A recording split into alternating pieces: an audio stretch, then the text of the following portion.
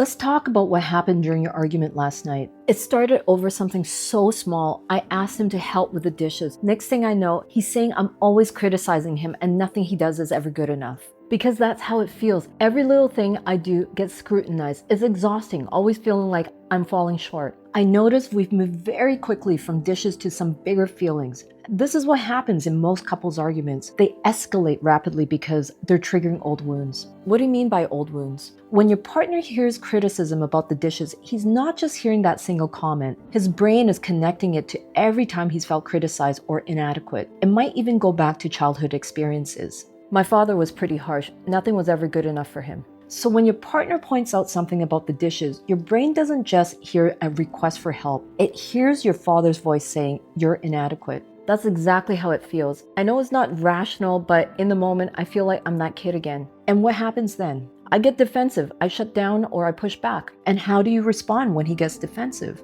I get frustrated, I feel dismissed, and then I push harder to be heard. And isn't that just what you said about your childhood, that you never felt heard or understood? So it makes sense that you push harder to be heard now. But the more you push, the more he feels criticized and the more you feel alone. And now you're in that negative cycle. You're both triggering each other's past wounds and neither of you feel safe. So what do we do? First, recognize that when arguments escalate quickly, you're probably dealing with past wounds, not just present issues. When you feel that intensity rising, pause and ask yourself, what am I really feeling threatened by right now? And then what? Share these deeper fears. Instead of arguing about dishes, you might say, when I feel criticized, I'm afraid I'll never be good enough. And for you, instead of pushing harder to be heard, you might say, when you shut down, I feel alone and dismissed. That's much more vulnerable than arguing about chores. Exactly. And that vulnerability is what creates connection instead of conflict. When you can both see the childhood wounds being triggered, you can respond with compassion rather than defensiveness. I never thought about our arguments this way before. Most couples don't. They get stuck fighting about the same surface issues without ever addressing the deeper wounds that are actually driving the conflict. If you found this helpful, comment INSPIRE to get weekly relationship tips and inspiration delivered straight to your inbox.